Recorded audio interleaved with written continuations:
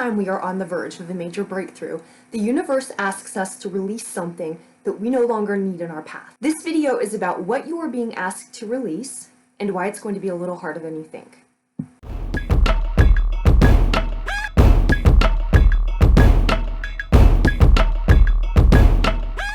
The new moon is in Purva Badrapada, and this is a nakshatra that is associated with technology, organized crime, ritual magic, and the dark night of the soul. The symbol is a cot, a deathbed. The idea of you examining your consciousness right before you enter the abyss, the death, the dark night. The deity is a fire-breathing dragon, fire for purification, and it's on one foot to signify the inner balance that is necessary to wield spiritual power. The element of ritual magic, it's with making deals with the devil, being out in the desert where nobody can see you. So in a situation where nobody's watching and you can do what you want and nobody's there to stop you, it's about taking shortcuts to achieve things that you should have worked to achieve. So you can get things, you can get position, you can get power, you can even access magic, but you didn't work to achieve those things. You didn't do the mundane tasks that are necessary to build the internal infrastructure. This is what the nakshatra is about. Pure Jupiter, pure expansion, the ability to merge with anything, to have anything you want with no Saturn at all, no limitations. So with no limitations and ultimate possibility, who would you become? This nakshatra is also associated with mafia and ritual magic. Mafia first.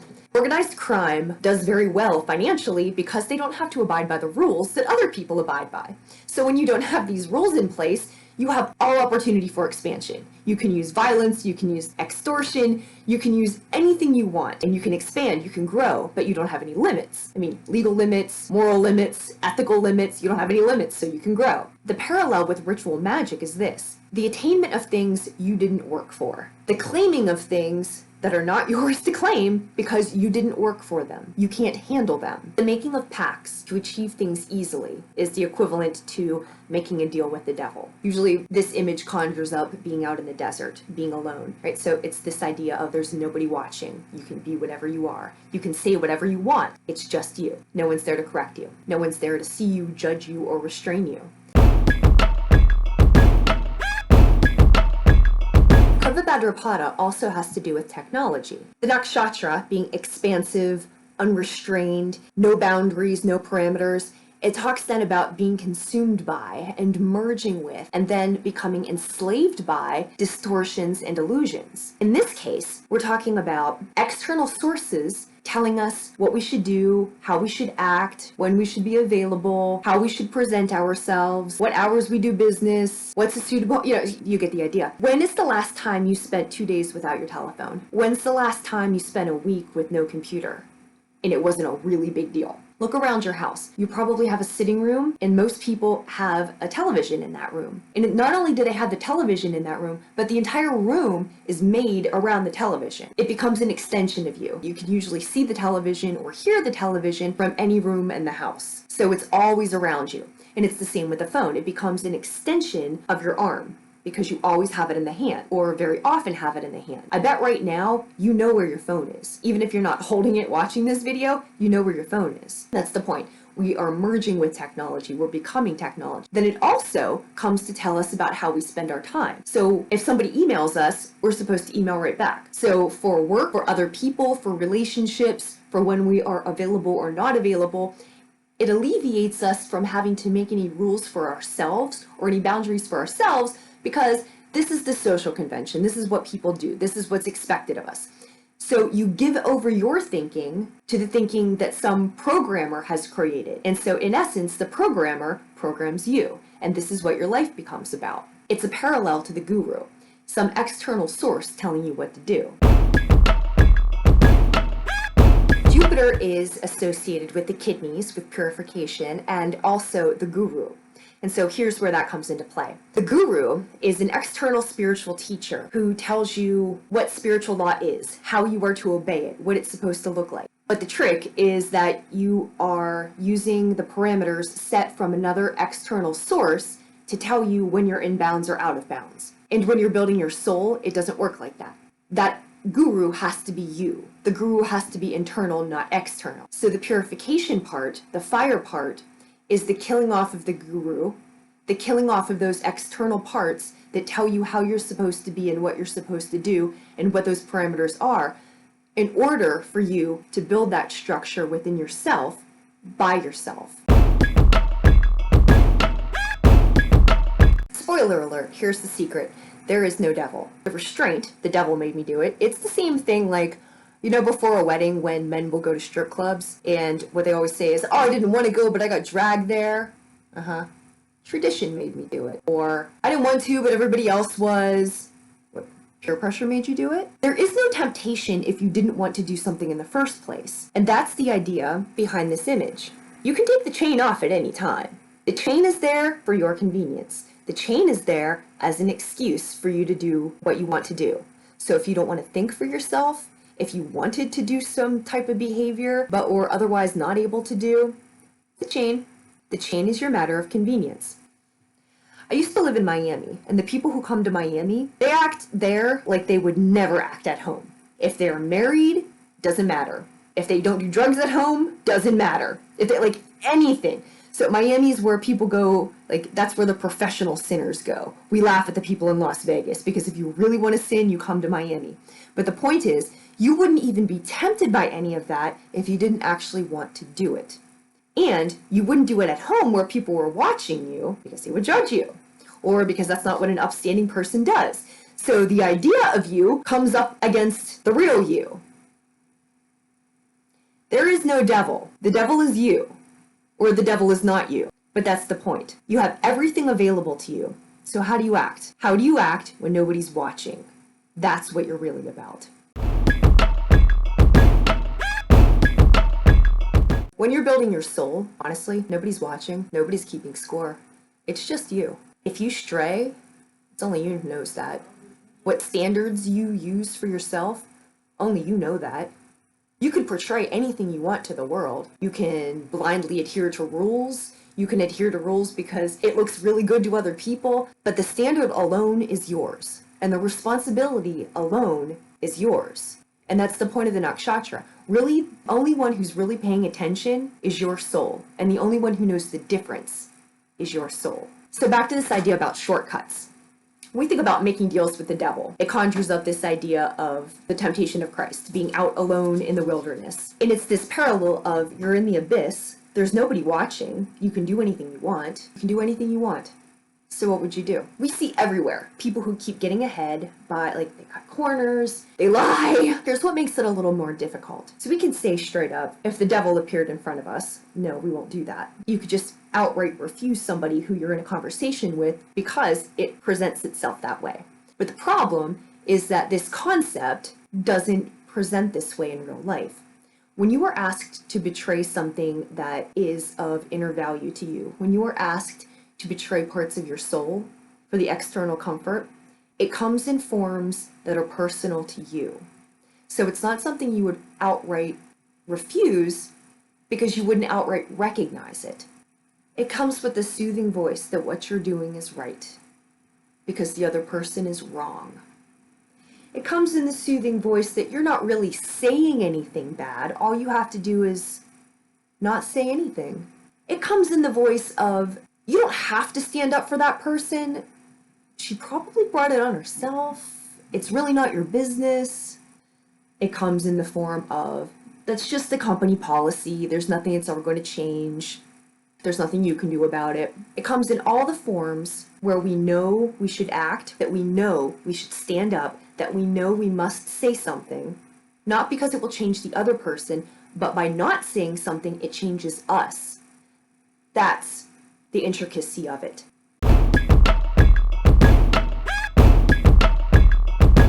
The other part of it is we think about making a deal in order to gain something. That's one end of it, but more so the case that isn't really talked about is what you're going to lose. And what you're going to lose might be your job that's toxic, but then you don't have an income.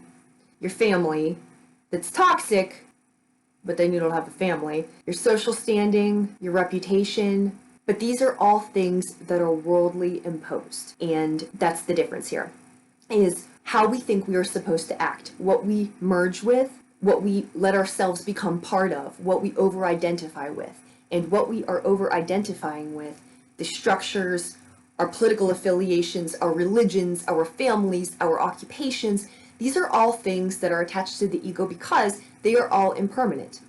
They're just for a while. They have nothing to do with our soul. What does have to do with our soul is how we act in this vehicle and how we come across as who we are, and whether we do that or whether we betray that. And so what the nakshatra is about is in the face of you could do anything and nobody's watching you and nobody's there to correct you. The only one who knows the difference is you. And so that's the internal infrastructure. When everything else has gone away, that's the only one who knows the difference. And so the point of the nakshatra is to burn away the impurities, to burn away all of the exteriors, the guru, the technology, all of the externally imposed identities that are non-essential to our path, and that all they have served to do is show us what we are not. Aries, Sun, Moon, and Rising. This new moon is asking you to look at how you have merged with your social media and how you have merged with your networks and associations and friend groups. Where do you stop and your friend groups start? Are you known for you, or are you known as a group? And frankly, do you know the difference? Of course you know the difference. But what the new moon is asking you to look at is where you have begun to over-identify with the people you hang out with the people you associate with the people you scroll with the groups that you belong to. The hopes and wishes that you have, are those truly you? Is that truly you bringing forth the work that you're supposed to do in this world? Or have your hopes and wishes become morphed into what you're supposed to hope for, what you're supposed to wish for? What's popular to like or not like, or wish for or hope for? So the groups that you belong to, do they legitimately help you enhance the work you're supposed to do in this world? And the answer could be yes. And if the answer is yes, good. But if they don't, it's something to pay attention to, and where we've begun to over-identify or overextend ourselves. And it could be something that's like not in a superficial way, but in a way that we're trying to help. And we're trying to do what we can, but our boundaries have merged from ourselves into the group where we're no longer differentiated from the group. So we take on the identity of the group. So what the new moon is asking you to do is differentiate now, is disassociate now. Burn off the places where you have imposed those identities as yourself, where you're belonging to a group has taken the place of you as an individual. And even you as an individual, separate that identity as well. What is your soul about? When you're looking at these groups and organizations and what you're looking to achieve, what was the original drive of that in the first place? And that's how you know what false identities to burn off. Because whichever of those activities, of those people, of those organizations, whichever one of those, when you get rid of everything else, whichever one of those helps you achieve what it is that you set out to do as your soul mission, good. Whatever ones don't, it's time to burn those off as impurities to your ego, because you don't need them anymore. Now, Jupiter is looking to bring you blessings and enhancements in your 10th house. The Saturn-Jupiter transit it started in November and it's going to finish on April 5th. So, by being very clear on who you are around and what you are doing, and getting rid of things that no longer serve you and don't need to be there, you are creating the space for the blessings of Jupiter to come in the house of your public reputation, of your work in the world. This is another one of those moon cycles when everybody's talking about the Pisces new moon and how beautiful it is and how calming it is, and maybe that's not the way you're experiencing it.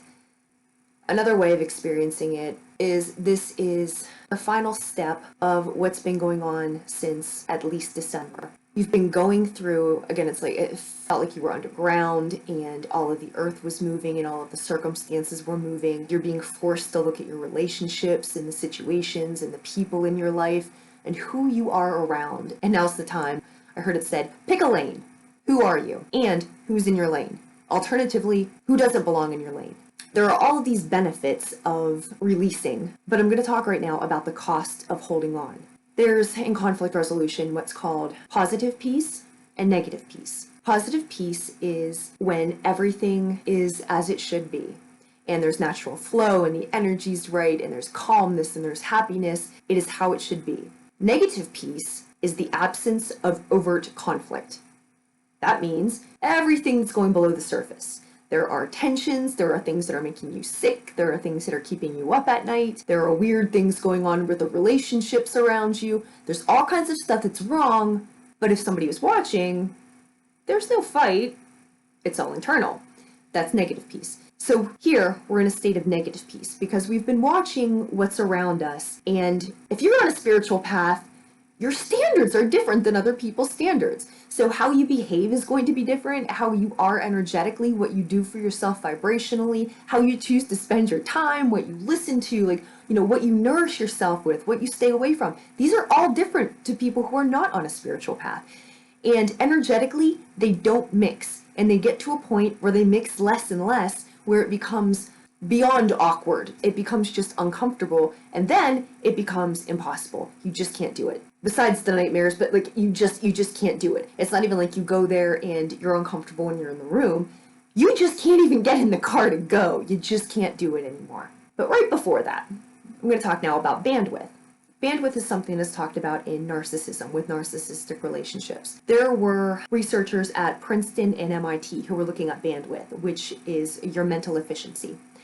And they're looking at when you are around certain people, how it drains your bandwidth. So think about when you don't sleep for a night and then you have to get up and perform. How well do you do? Nothing. You do awful. You're too tired. You can't do it. Then all you have to do is go to sleep and then you're back. Versus if you are around people who are depressive, who are negative, who are just like energetically draining, they steal your bandwidth. It's the same with people who are toxic, or who, when you think about getting into a conversation with them, all it does is give you a headache. You have to think about, like, what can't I say? What's going to send them off the edge? What's going to completely wreck the relationship this time? Not because you've done anything, just because, like, it's not about you. It's about, like, it's that tedious. It's that tedious, and frankly, it's that fragile. So you're putting in all of this effort to wonder about how to tiptoe around this situation it's dead. If it was in a good place, it wouldn't be that fragile. So you're tiptoeing around, you're walking on eggshells, trying to not have something fall apart that's long dead, but you're just trying to have it not fall apart. For them, they don't know the difference and they don't care. For you, this is enormously energetically draining. And so what happens is that you have fatigue, you have stress, all of this mental energy going into this direction that is not about your path, that is not about your work, and that has nothing to do with what you're supposed to be doing in this world. All it does is drain you. So the price of holding on is significant. Even if there's no overt conflict, the toll that it takes on you and the energy and direction that it takes away from where you're supposed to be going, that adds up. If ever you were to do a new moon ritual, this is the time. I would work with the Saturn, use a lot of lead. If you have lead items around your house, you can use a pencil, you can make a drawing. But I would write or draw the things that no longer belong in your life. And then that paper that you've used, burn it. Burn it for purification. This sounds simple, but symbolically what you are doing is telling the universe you are ready to release this. You are ready to release this, you put it into another form, let it go. In releasing it, what you're also saying is, I have cleared up all of this space for whatever blessings are coming to me. I am ready for the next step. I now have capacity to handle the bigger things that are coming to me as a result of the work that I've been doing.